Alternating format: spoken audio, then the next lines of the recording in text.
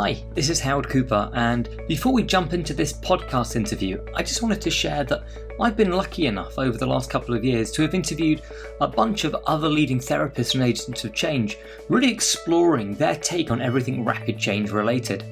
What you're about to see was recorded a little while ago, but it still holds tremendous value if you're someone that wants to learn about how to help people make quick behavioural shifts.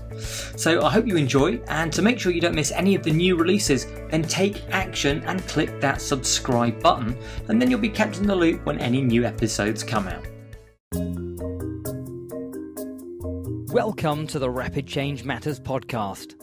My name is Howard Cooper, and for over 14 years now, I've been fascinated with helping people to create personal change quickly. But I still come across many who believe that lasting personal change has to take a long time, consisting of reliving traumas or deep psychological analysis, or simply that flawed notion that understanding why you have a problem will somehow make it go away. I'm on a mission to get people who work therapeutically with others to shift their thinking and realise that these beliefs are not written in stone. Rapid change can happen. So, to help you open up to what's possible, I'm interviewing top therapists and agents of change who are out there getting real results with real people really quickly.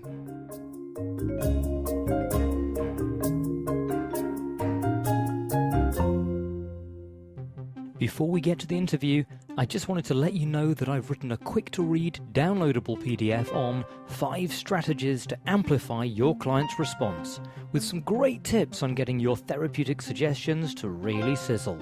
You can download this for free from rapidchange.works, where you can also find all the information about this episode and episodes still to come. Now, over to the interview.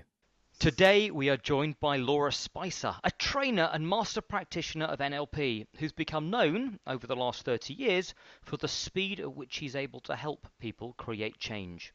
She has a particular specialism in all matters to do with oral communication. For example, public speaking, confidence, charisma and fluency, and the Spicer method for helping stammerers and stutterers become more fluent is well known for its efficacy. So really looking forward to chatting with her today about all things change work. Welcome to the podcast, Laura. Thank you, Howard. Well, look, it's great to have you here, but hoping we can jump straight in. So perhaps you could tell us a little bit about yourself, what you do, and how you got started. Well, how I got started was kind of by accident. My son was about 5 years old, and he wasn't a very happy boy. He used to beg me every morning not to take him to school because he hated it so much. And it was so exhausting. Every morning, this huge battle with him down begging and crying and hanging on to my leg. And I tried everything I could think of to help him integrate himself and be happier at school. And I'd kind of run out of ideas. One day, I was reading a magazine, a glossy magazine, and in it there was an article. And I read the article, and it was so wise and so brilliant. And with this article, there was a photograph of the guy who they were interviewing for this article.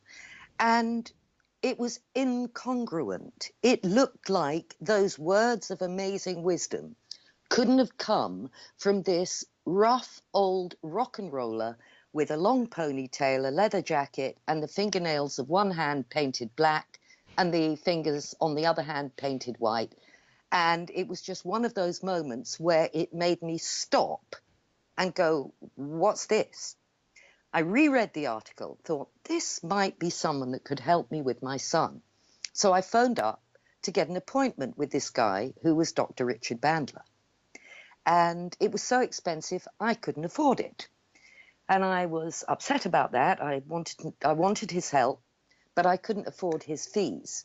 And then I discovered that I could go on a course that he was doing for 1/10 of the price that he was charging for a one-to-one session.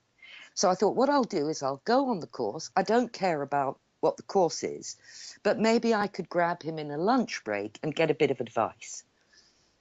Yeah. And that was my NLP practitioner course. And I got to tell you that when I first went on the practitioner, I didn't like it or him. there were 3 days at the beginning where I was sitting there thinking, what is going on here? He was swearing a lot. He was talking about smashing people's cars. I just thought, I don't know what this is about. Then on the 3rd day, as I was travelling home on the train, I suddenly realised that something had shifted inside in such a profound and full-on way, and I burst out laughing. And from then on, not only did I love what I was learning and love the man who was teaching it to me, but my whole life changed unrecognisably overnight. And that's how I got started. And by the way, when, excuse me, when I came to the end of that practitioner course, I really wanted to go on the master practitioner, but I couldn't afford it. It was twice the price of the practitioner, and I wasn't rich at the time. And I decided that if I could earn the money for the master practitioner from doing something that I wouldn't have been able to do before I'd attended the practitioner, I would then book onto the master practitioner.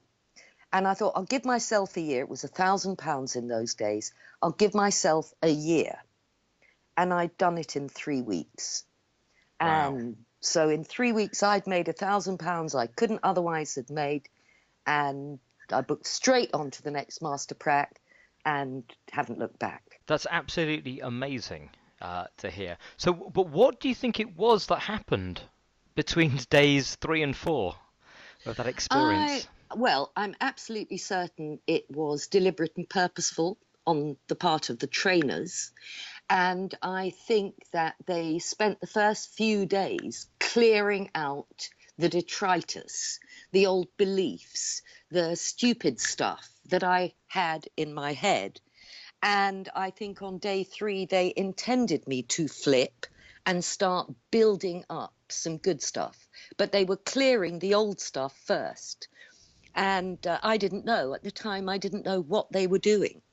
And, you know, when they were talking about smashing up cars and breaking things, I didn't realise that what was going on inside my head was that I was smashing old beliefs and breaking away from stupid ideas about what life was about.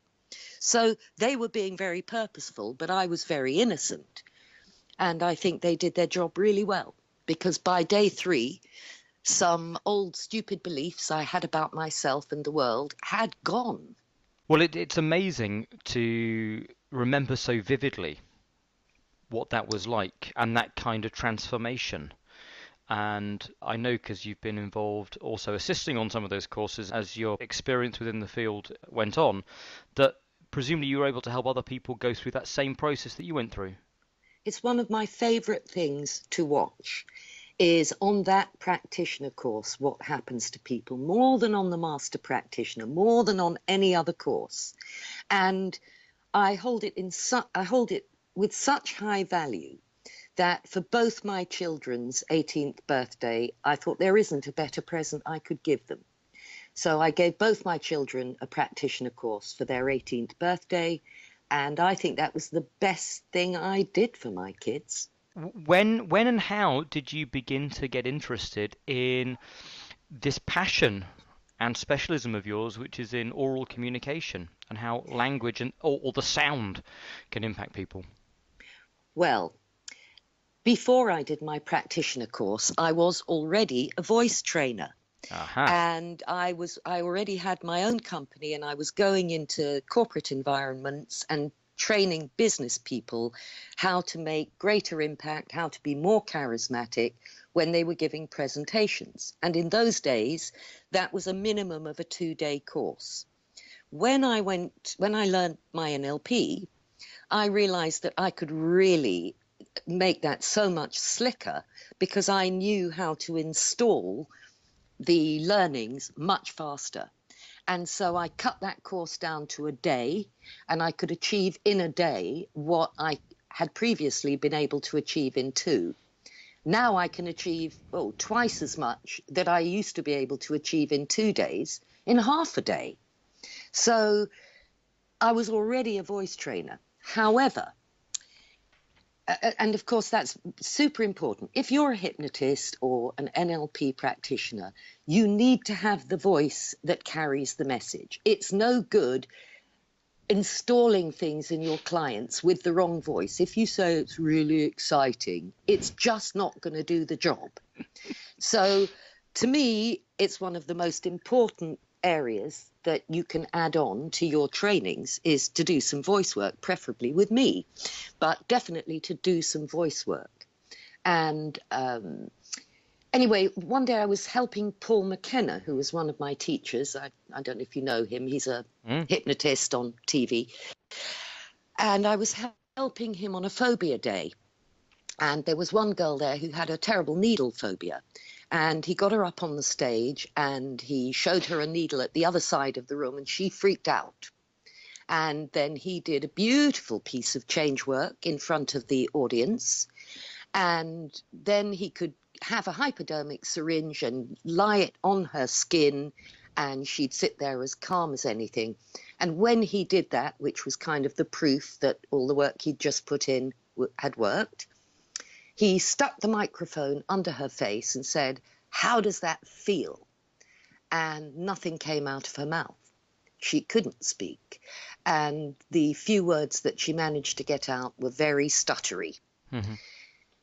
And it was lunch break time, and Paul looked at the assistants, of which I was one, and he said, "Could somebody help this girl during the lunch break with her speaking?" So I put my hand up, because speaking was my game.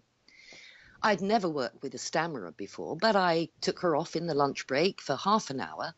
And after the lunch break, we came back in.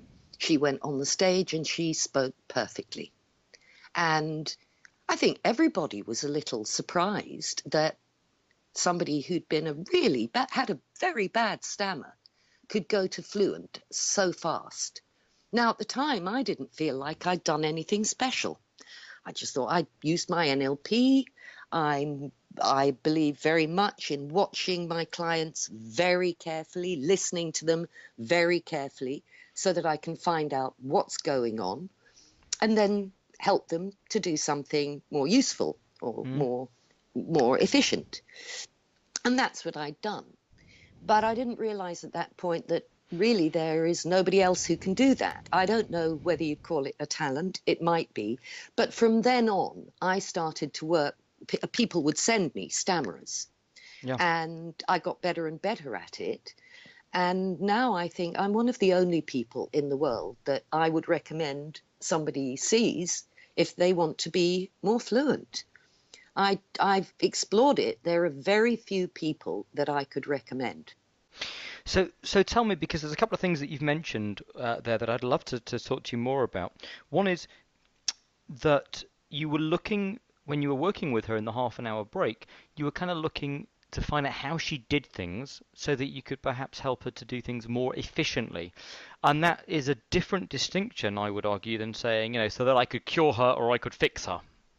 Oh, I don't claim to cure or fix anybody of anything. What I think is that this is about education. This is not a disease. And, if somebody came to me with a physical disease, there may be some ways I could help them. But in terms of behaviors and the way you speak is a habit.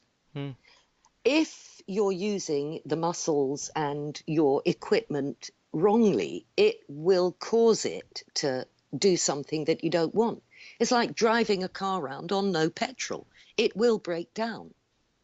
And I think NLP started from a place of modeling excellence. So, and actually, I think not enough people pay attention to that. When I meet a new person, whoever they are, the first thing I'm interested in is what can they do that's really great that I don't know how to do yet because I want to learn it. And everybody is great at some things. And I think it's really important to keep that a very broad remit. So, for example, one of the things I liked about the man who I am now in a permanent relationship with is he was very good at food and I wasn't. And I know that sounds very fundamental, but I used to forget to eat. I didn't really pay attention to what I was eating, and I could be hungry and not notice. Now, to anybody who is overweight or a good eater, that will sound very bizarre. But to people who are skinny and who aren't good eaters, they'll go, yeah, that's what I'm like. Well, that's what I was like. I had no idea that people who are good at food woke up in the morning and thought, what shall we have for dinner tonight? I didn't know that, but a lot of people do that. Me, what I always used to do was wait until I was pretty hungry and then go, what's in the fridge? And then if there was nothing there to tempt me, I'd just get bored and go and do something else. Or I'd pop round the corner to the nearest shop and buy a sandwich. That's not a very good way of looking after your body. And I needed to learn how to do that from somebody who already knew. So I always have in mind the fact that everybody's got something that I'd like to learn, and it's my job to find out what that is. When my clients come in, I think I know better how to be fluent than my stammering clients. So what I'm doing in my head is comparing what they are doing and how they are thinking, and I'm comparing that with how a fluent speaker is thinking. For example, fluent speakers are not thinking about what they're going to say ahead of time. It just is, it's unconscious. So I don't know what's coming out of my mouth until I hear it through my ears. Mm-hmm. Sometimes I surprise myself, and sometimes I surprise myself in not a good way and sometimes in a good way. But I haven't thought about the words I'm about to use just ahead of saying them. Many, many stammerers are doing that, and they're searching out for the word that might cause a problem and having a feeling about that ahead of time. And it's a vicious circle, because if you're scared of a word that you're about to say, you've already got fear and adrenaline in your system, which is unhelpful. So I compare what my stammering clients are doing to what definitely works and creates fluency, and then I teach them. And it's usually pretty simple and straightforward. It's why I can do it quickly. That's so cool that you can fundamentally link the way in which you work in that way to some of the ways in which the whole attitude and ethos of NLP at its core was created, that it's essentially about modeling excellence. Yeah. Because I think a lot of people, you know, I see people, they come off practitioner courses, perhaps that have been taken by people who were trained by someone who was once trained by someone who was once trained by someone that wasn't involved with it, and then you say, what's NLP, and they say, oh, it's it's a set of tools for change. Yeah. And actually, fundamentally, that's not where it began. So I think that's really interesting. Yeah. And by the way, Richard Bandler, who's one of the co-creators of NLP with John Grinder, and Richard Bandler's my teacher and mentor, he would say NLP is an attitude that leaves behind it a trail of tools and techniques. It's not the tools and techniques. It isn't. It's the attitude that when you have that attitude, you notice things that you wouldn't otherwise have noticed, and you think, well, for example, the way I've just described, that everybody's got something amazing that they do really well, and it's my job to find out what that is and decide whether it would be useful for me to learn it. See, what I love about that as an attitude is it's a very nice and dare I say empowering way to interact with people, of which I think there are NLPers out there who could fall guilty of treating people and reducing people to a little bit like machines. Just, oh, they've got that problem, I'll bring out my manual and I'll do page 52 of that technique on them. I'm sad to say I agree with you. There are people who are doing that, and there are also what I call NLP bullies who bully people into changing. And maybe that works in some cases, but I prefer to go the route of the highest possible respect for another human being. That's where I'm going to come from. And we all make mistakes. There are things about every single one of us that isn't perfect. And by the way, I think that's a good thing. I don't want to be perfect. That would be boring. And I don't think it's nice to be with perfect. It's not even what I'm aiming for. What I'm aiming for is that every day I'm a little bit better in some way than I was yesterday. Richard Bandler said, if you compare yourself with somebody else, you'll always find people doing better than you. The chances of you being the best in the world at everything is zero. The chances of you being the best in the world at one thing is small. Good luck. Maybe you will be. Hooray. But if you, instead of comparing yourself with other people, compare yourself with you yesterday, and if you're doing better today, then you know you're going in the right direction. And that's what I want for me and my clients. So when my clients leave me, they may not necessarily be 100% better than they were before. And I don't care. What I care about is that they are headed in the right direction, because then it's only a question of time. And I'll make sure that's quick. But when people leave me, the work isn't finished. So, for example, when a stammerer leaves my room and may be fluent, if they don't continue with doing what we've done in the session, they'll fall back into the old habit.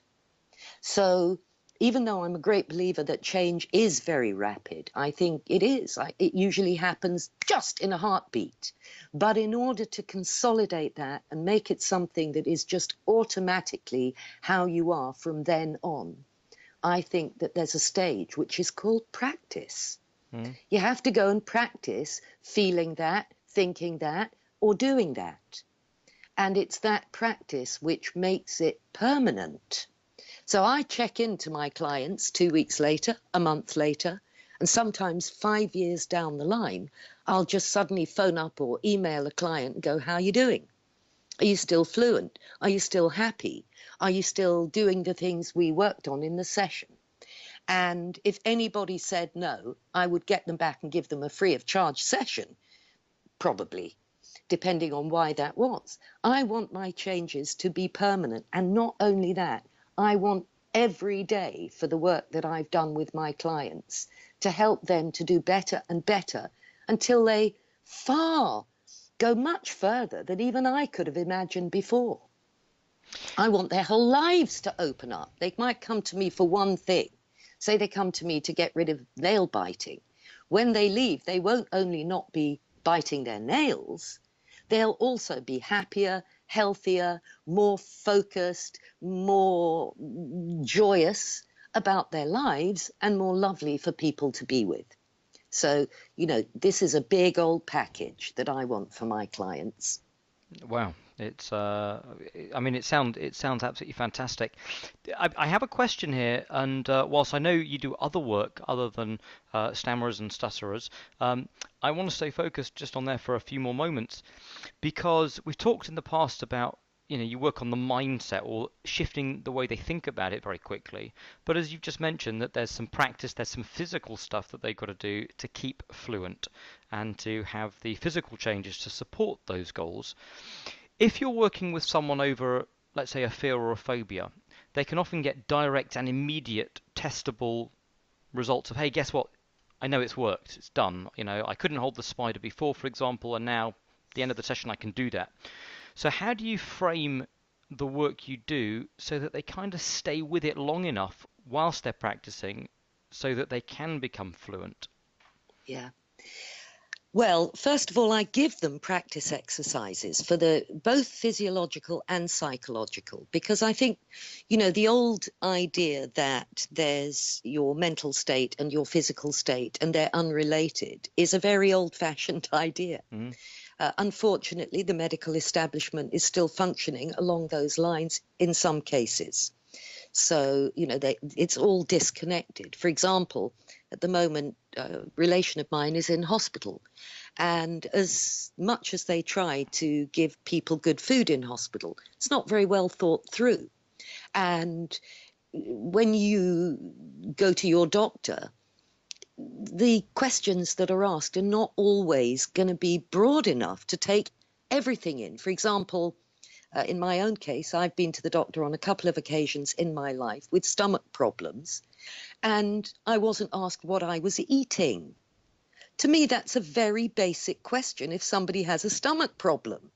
They want to put a camera down your throat, but they don't think to ask you what you're eating. Now, to me, that's a fundamental mistake. You've got to have a look at the whole picture right at the beginning of what's going on. Now, when I'm working with a stammerer, the first thing I want to know is what are they doing? And because I treat my clients with respect, one of the questions I ask, which I've never heard anyone else ask, and I really don't understand how come, because it seems such an obvious question, I say, where does it feel like it's getting stuck? And that usually takes them by surprise. And they don't really know because they've never thought about it, because they're not in touch with that section of their physical body. That's how they're doing this thing. Once they tell me where it gets stuck, I know which muscle group I need to pay attention to. That's the one that's spasming and closing off the air supply, for example. So that's the first thing. Once, to answer your question more directly, they will have some exercises, some physical, to open up the airways, to help them learn how to breathe, to build up the muscle tone in their lips and jaw. And it works a bit like if you want to grow big arm muscles, big biceps, you go to the gym, you ask the coach to tell you which exercises to do, but knowing which exercises to do isn't enough in itself. You have to do them if you want the muscle to grow. And it doesn't take long. It's very quick. Because especially if you're a good learner, which is something I'm always checking when I'm first with my clients. Are they good at learning? That's what I want them to be. So the first thing I set up is I make sure they're going to be in learning mode, because this is education. It's not therapy. And once I've got them in good learning mode, I teach them what the feeling is that they're going for, and I get them to repeat it a few times. And of course, when the words come out easily, it's a joyous feeling for someone who's suffered not being able to say what they want to say. So they get a really good feeling, and they put that together with doing it in a way that is efficient and effective. And then they have an exercise routine, 5 minutes in the morning, 5 minutes in the evening, and then they phone me 2 weeks later.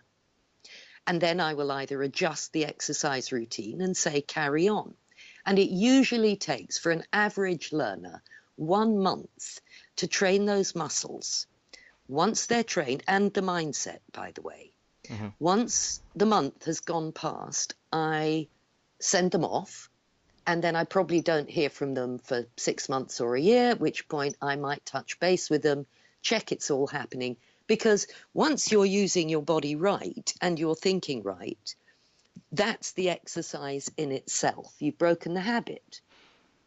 Like any habit, if you break a bad habit, you need to get used to the new way of doing things. And what I want is for them not to fall back into an old habit, whether it's nail biting, sniffing too much cocaine, or stammering. As far as I'm concerned, these are all just bad habits. You need to learn how to look after yourself better, use your body better, use your mind better, more deliberately, and get the results you want, and then feel fabulous. What I was going to say is, and I may be misquoting it or misremembering the source that this has come from, I have a feeling it might be from a book by Dave Ellman on hypnotherapy, where he suggests that stutterers or stammerers perhaps have a cause deep down from the past where perhaps they wanted to say something in an event, but for various reasons in the environment they weren't allowed to or they couldn't. So it's that kind of idea that they're trying to say but they're not allowed to. They're holding something back. Perhaps they'd had the loss of a parent and they had to be the one that was strong, so they couldn't let out that cry. How far would you agree with that kind of analysis, or even is it even relevant? Do we need to go back and look at causes to get rid of and deal with these kind of things? Well, the answer to the last bit is no. I don't need to know what the cause is in order to see how they are maintaining their current situation. Because whatever the cause was, it's in the past. And if they're still doing it, it still comes back to a habit. And I don't need to know what the cause was to help them make a better choice for themselves. However, it is quite interesting, and I sometimes delve a little bit because it might help me to focus in a good direction. And I do hear that sometimes. If people have suffered under an oppressive regime, whether that's a parental regime or a governmental one, or whatever, and have held back their voices, that's not good for a voice. And for somebody with a predisposition to stammering could set off a stammer. But it's not the only version. I've heard some other things. For example, tell you a good one. I often hear, that everything was fine, but in nursery school there was another little child who they really liked and who had a stammer, and they copied this little icon of loveliness, and then it stuck. How interesting. Yeah, that happens. So I've heard many, many different causes or initial triggers for what then becomes a bad habit. And it doesn't make any difference really to whether or not I can help them. But it's interesting, just like it's quite useful to know the first time somebody experienced their phobia. If you know what that first thing was, you can unwind it. So that's something that we do with phobias some of the time. We unwind the original trauma that caused the phobia. And in phobias, there usually is one. But I can still cure a phobia without knowing what was, sometimes clients don't remember. And that's fine. It doesn't make any difference to whether I can help them. But it is interesting, and it does give me another way in to what's going to be useful for me to do. Early on, you talked about a demo that you saw where Paul McKenna was on stage working with a needle phobic, doing a beautiful piece of change work. Would you agree with the idea that change work at workshops in front of, doing live demos in front of an audience work quicker and or more effectively than, one-on-one sessions? No, I wouldn't agree that it's better. First of all, it depends on the session. Yeah. and it depends on the person, the demo subject. But a skilled trainer will pick the right demo subject who wants to make this change in front of all these people. And there is a kind of added impetus to, especially if you like your trainer, to get it right. You don't want to make a fool of your trainer if you're sitting up on stage with a beloved trainer. You want to be a good demo subject. So if you pick one of those, one of Paul McKenna's great skills when he does his live shows is choosing out the right people. Yep. So, it's different. When you're working one-to-one, it doesn't really matter whether it's the right person. But I can tell you, for example, Paul McKenna very kindly sends me clients. And whenever my clients come from Paul McKenna, I'm going to have an easier time of it because they already believe in his ability. That then comes into my consulting room, and I don't have to do any belief changes about what's possible because they're already sold on the fact that I can help them. Somebody that's just come through an advert, for example, or they've come across my website when they've searched for me, then there's probably an extra piece of work that I need to do, which is to get them committed to the fact that I am going to be able to help them if they put their trust in me.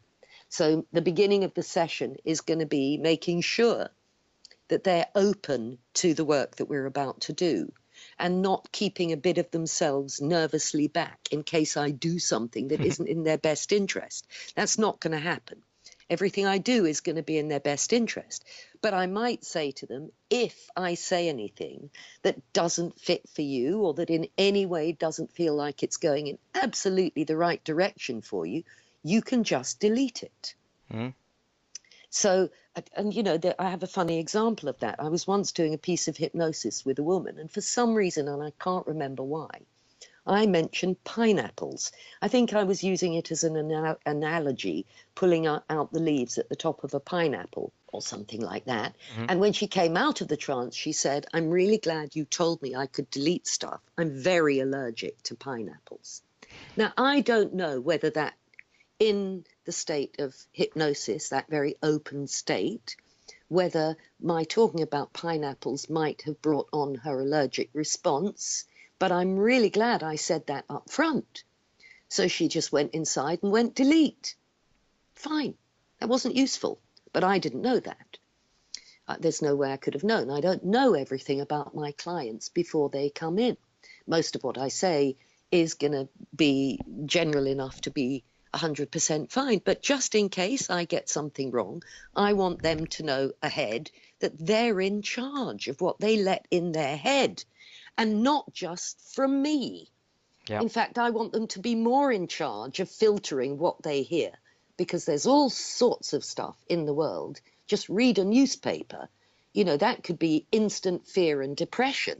Sometimes I say to my clients, if I gave you a plate of dog poo, would you eat it, even if I said you should? And they go, definitely not. And I go, now, come on, imagine it. I could give you this plate of dog shit and tell you it's going to be wonderful, it's going to do you good. Will you eat it? And they go, no, not under any circumstances. And I go, good.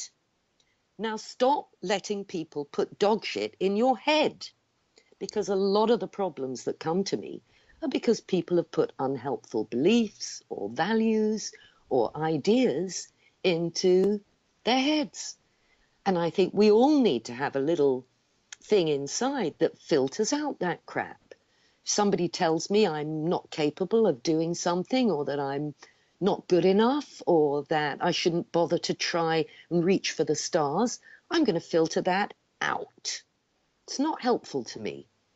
And I've spent a lifetime, I'm quite old now, I'm in my 60s. I still discover unhelpful beliefs that were installed by my parents or at school that I hadn't noticed. I'm still noticing them and clearing them as I go. You know, we've all had that. People have told us this is the way life is. You know, don't expect this and don't hope for that. And, you know, it's not safe and all that stuff. And sometimes that's good advice, sometimes not so much. So I want to clear that from my clients. And I want to get rid of those unhelpful beliefs. I think everyone is a star and everyone can excel and everybody has talents and everybody is wonderful somewhere. Let's find that bit and have that being what's driving the show, not the crappy bits. Too right. Absolutely. Yeah. Brilliant. So have you got any stories or a couple of case studies of people that have come in one way, they've left and they've been transformed in a way that might surprise and delight people out there? Hundreds. I have hundreds of examples, and I can give you one or two in a second. But, you know, I'll tell you, here's a funny piece of information about me. My husband, who sadly died, but for the 23 years we were married, he was a therapist. And the partner I'm with now is a therapist. And I, perhaps a little bit differently from some other NLPers, think there is some valuable stuff in therapy. I think that if you can afford the time and the money, that therapy can be incredibly useful and interesting, by the way, in an exploration of who you are and how you feel and what are the things that have happened to you through your life that have affected how you are now. And I also think that dream work can be incredibly enlightening once you know how to listen to it. But I think it's sold wrong. I think therapy is sold wrong. I think people generally go to therapy when they have a problem. And I think that's the wrong place to go with a problem, because it's slow and it doesn't necessarily solve the problem. It does a whole other thing. If you said to me, I want to go to well, for example, after my husband died, I went to see a therapist, a traditional therapist, not an NLPer, because I didn't want to fix my grief. But I needed somewhere where I could rant and cry and shout and complain and be angry and horrible. And I didn't want to do that to my friends. Okay, that's not the place. I want to be miserable and horrible. I don't want to cause my friends grief. So I thought, I know what I'm going to do. I'm going to pay somebody whose job it is to sit there and hold the space while I scream and cry and go into a horrible state that I wouldn't inflict on people who I'm not paying. But if you say that you're there and I can pay you to be there for me to do that, great. So that was a good use for therapy. I wouldn't have gone to an NLPer to help me with my grief. I wanted my grief. Yeah. I wanted to process my 23-year marriage. I wanted to take my time doing it, and I did it for 6 months. And every time I was dismayed by how little people were able to support me, and how people run away, by the way, when you've had a death, because it's scary when people are grieving. It's an unpleasant state to be with, and most people are scared of it. So it's quite difficult when you lose a partner, actually. And one of the things that really helped me through was having one place I could go where I could just take off any criteria of worrying about the other person. So in therapy, that was perfect. I also think that if I had the time and money, it would be really interesting and useful for me to go and explore myself in a way that I wouldn't do with a behavioral change model. I think that problems, what you want, is somebody to tell you how to fix them. I think when my clients come, I want to know, what do you want? And then I want them to get that. And I want them to get it fast. So if they come to me and say, you know, I'm not confident when I stand up to give a presentation, by the time they leave my room, they will be confident to give a presentation. They don't need therapy and to find out why they're not confident in order to learn how to be confident. And it doesn't need to be deep. This is just, you need to think about this differently, and then it'll feel completely different and it'll be happy. Yay, rock on. That's not a therapy issue. So probably unlike some other NLPers, I haven't got a big downer on therapy, though having mixed in circles where there are a lot of therapists, I have to admit that a lot of them are pretty fucked up. That's why they're therapists. And they're still fucked up. And they're still doing, you know, I'm a rehab therapist, but I have a drink problem. You know, that is going on a lot. Now, in the NLP world, you would look at that and go, for God's sake. I mean, one of the things after my husband died, there was a period of time where I didn't feel that I was really on top of everything. I was busy grieving. So I stopped seeing clients because I didn't think that I was somebody that ought to be seeing clients if I wasn't okay. And I wasn't okay, and I didn't want to be okay. I wanted to sort through my feelings. I wanted to be in my feelings. I wanted to feel my grief. And I think it was very important that I did that and gave myself the time to do that. In a good way, by the way. I didn't used to do it all day, every day. I used to set aside time in the day, a couple of hours, where I would just sit and feel what I was feeling, without trying to change my feelings. I needed that. So that was fine. But I didn't see clients while I was doing that. I stopped, took a break. I think that it's important to walk your talk. For example, if I'm teaching somebody how to be fluent, I need to know how to be fluent. If I'm teaching somebody how to stop being depressed and be happy, I need to know how to do that. This isn't about theories. I don't even like theories. What I like is when something works. That's what I'm looking for, something that works. It's really interesting hearing you talk about how you embody that message of essentially walk the talk, and how you incorporate that.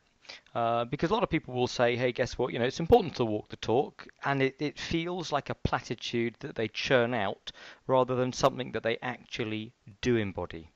I couldn't agree with you more. And by the way, quite a few of my clients have been people who have been trained at least to master practitioner level. And they're coming to me with a basic problem. one of the things that happened to me after my husband died, again, sorry to keep bringing that up, but it seems to be a very good example of certain processes, is that somebody said to me, why don't you talk to Richard Bandler? He could probably help you.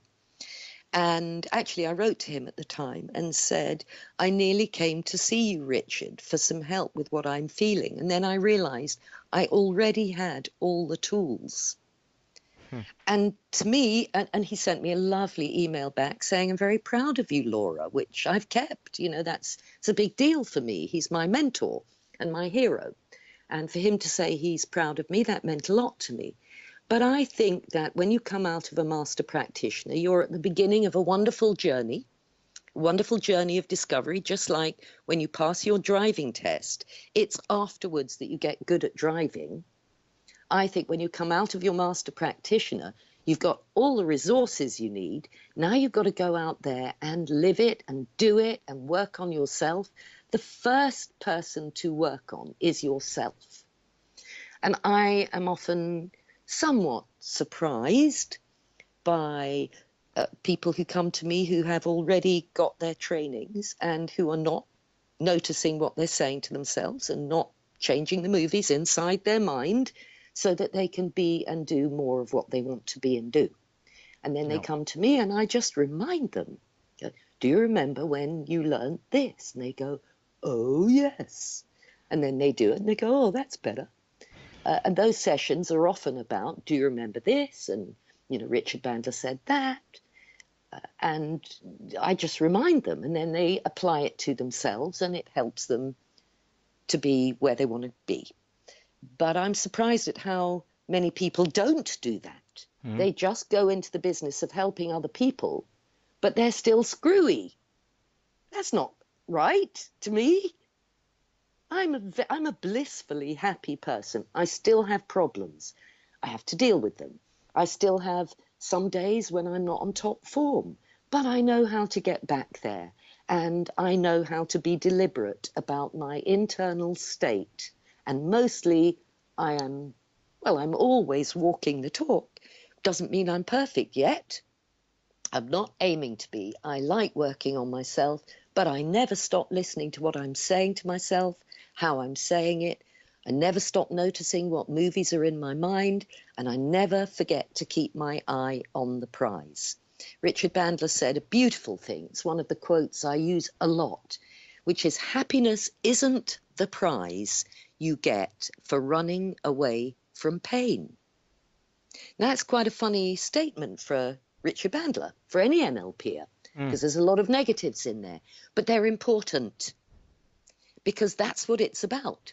If you're busy looking behind you and running away from something you don't like, you might smash into something else you don't like. You need to face towards what you do want instead of running away from what you don't. And that's so important. And I'm constantly bringing myself back to that. What do I want? What would be even lovelier? How can I optimize this wonderfulness? How can I sort out this less than wonderfulness? I have all the tools. And the first person I work on is me. That's so cool to hear, and I really hope that people take and listen to some of this stuff and go, you know what? Let's start incorporating that into our own lives a little more. Oh yes, please. Tell me, Laura, are there any, if people are out there and maybe they've done some of the initial trainings, are there any books or things that you could recommend? And clearly, I think we all have hundreds of book recommendations, but a few that stand out as being sort of go-to reads that people could read and take away and begin their journey. I'm not somebody who particularly learns well from books. I learn better from people. It's just, I like it going in through my auditory channels. That's the way that makes the most sense to me. But I do read the books. I think that it's important to realize that this is a developing field. NLP is not what was going on 30 years ago. And it's morphed through the years, and it's got slicker and more elegant over the years. For example, we used to do the 6-step reframe quite a lot. I do sometimes use a bit of that, but mostly we don't really use the 6-step reframe anymore. It's a bit redundant. It's a little bit slow, a little bit clunky. There are better ways of achieving the same aim. So I wouldn't recommend an old book. I'd recommend the most recent book that Richard Bandler and my colleague Kate Benson have just brought out. It's been available for a month. And Richard says it's the best book he's ever written. And I agree. It's wonderful. It's called Teaching Excellence. Mm-hmm.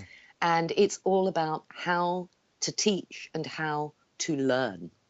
And to me, being a good learner is the best thing you can be, because once you're a good learner, you can learn everything and anything. As soon as you set your mind to it, you have the process that works. And I think that book guides you not only to improve your own processes, but to be able to be a better therapist, a better consultant, a better teacher, a better mother, because we're all always teaching and learning. So that would be the book I'd recommend. Fantastic. If people want to get in touch with you or hear more about the work that you do, how can they do that? Well, they can go to my website, which is www.Laura, Laura, -Spicer, S for Sierra, P for Papa, ICER.com. Laura-Spicer.com. The other thing that might be good to let your listeners know, if you do have any listeners who are NLPers, at the moment I've just started something which is, to me, just a fantastic use of the most up-to-date technology. I am now, with 2 colleagues, I am running an online practice group. The technology these days allows us to have a cyber meeting space where we can all be seen and heard. It's like being in a training room.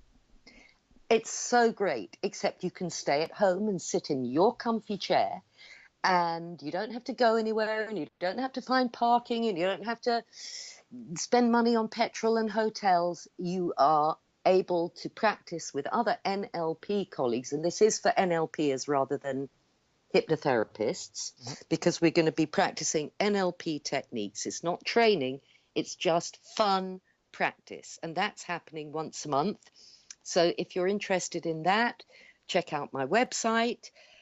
And just now I got a delivery of my DVDs, Voice Power, the seminar, which is a 4 DVD set with a manual that, if you prefer to work that way rather than come to see me to work on your voice, I think that's a pretty good DVD set. You'll get a lot of what I do from that, watching those DVDs, and it will show you the exercises that you can best do to get your voice really tuned up. So those are the things I like your listeners to know about. Fantastic. Well, as I've said, Laura, we will put all of those, the links to the things that you've just mentioned, on the rapidchange.works website as well. So underneath the episode, while they're hearing it, the links are right there as well for them. That's fabulous. Lovely. Well, look, I've really enjoyed chatting to you and hearing and getting a real flavour and insight for not just some of the way strategically that you work with people, but also hearing some of the way you think about things in terms of getting that infectious attitude for just this belief that it's possible. So really appreciate your time today and going through that with us, and hope you found it fun as well. Well, I found it fun. I'm really glad to get the word out there. I hope that there's been something in there that each listener will be able to take away, which is food for thought.